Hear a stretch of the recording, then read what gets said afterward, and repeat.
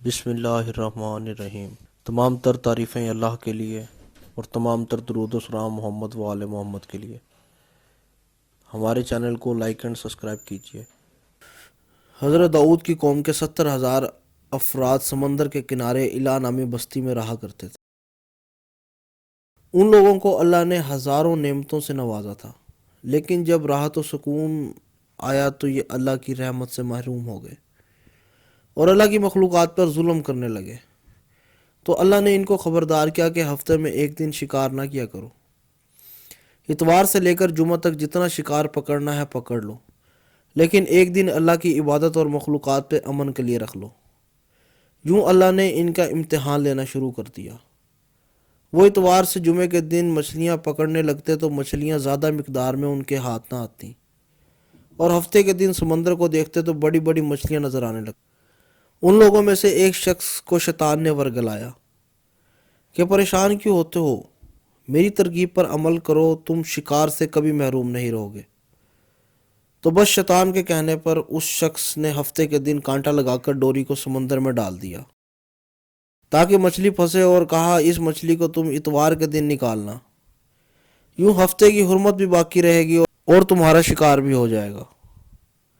بس شیطان کی بتائی گئی ترکیب پر ہفتے کے دن مچھلی پھنسی اور اتوار کے دن نکالتا اور خوشی سے کھاتا۔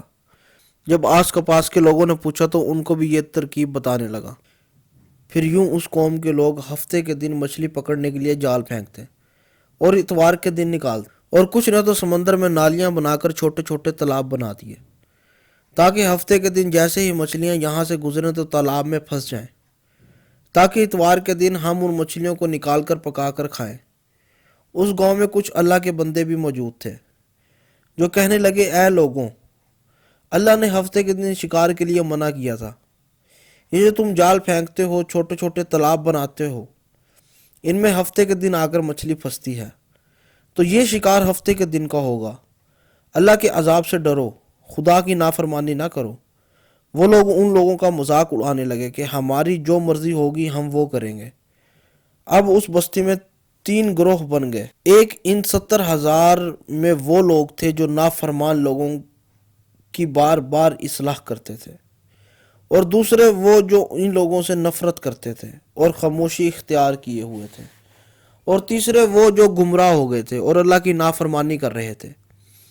تو یوں نیک بندوں نے بستی کے بیچ میں دیوار کو کھڑا کر دیا اور یہ حکم نافذ کیا کہ اللہ کی نافرمانی کرنے والے اس طرف ہو جائیں اور ہم جو اللہ کے فرما بردار ہیں وہ اس طرف رہیں گے۔ وہ اصلاح لوگ بار بار ان سے کہتے رہے، اے لوگوں، اللہ سے ڈرو۔ قوم سمود اور قوم لوط کا جو حشر ہوا اس کو یاد کرو، اللہ کی نافرمانی نہ کرو، ورنہ تم پر بھی کوئی عذاب آئے گا۔ وہ سارے نافرمان، جس کی تعداد تقریباً 12,000 تھی، وہ ہنستے رہے کہ یہ تو سب کتابی باتیں ہیں، ہم پر کوئی عذاب نہیں آئے گا۔ بس جیسے ہی وہ گروہ 2 حصوں میں تقسیم ہو گیا، ایک وہ جو اللہ کے فرما بردار بندے دیوار کے اس طرف تھے اور دوسرے نافرمان جو دیوار کے اس طرف تھے۔ وہ نافرمان پوری رات ہنستے رہے، مذاق اڑاتے رہے، اور وہ اللہ کے خاص بندے جو اللہ سے معافی مانگنے لگے۔ بس جیسے ہی صبح ہوئی، وہ نیک اصلاح انسان اٹھے، انہوں نے محسوس کیا کہ دیوار کے اس طرف سے کسی انسان کی آواز نہیں آ رہی۔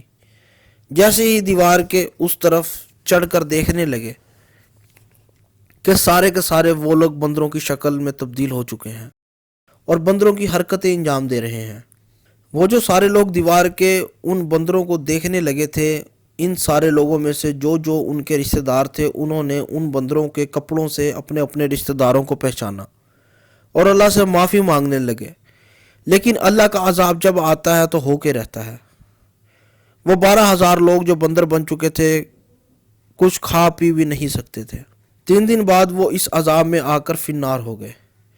بے شک اللہ ان لوگوں کو پسند نہیں کرتا جو اللہ کی نافرمانی کرتے ہیں۔ اے اللہ، ہم سب کو اپنا فرما بردار بنا، ہمیں ویسا بنا جیسا تو ہمیں دیکھنا چاہتا ہے۔ آمین۔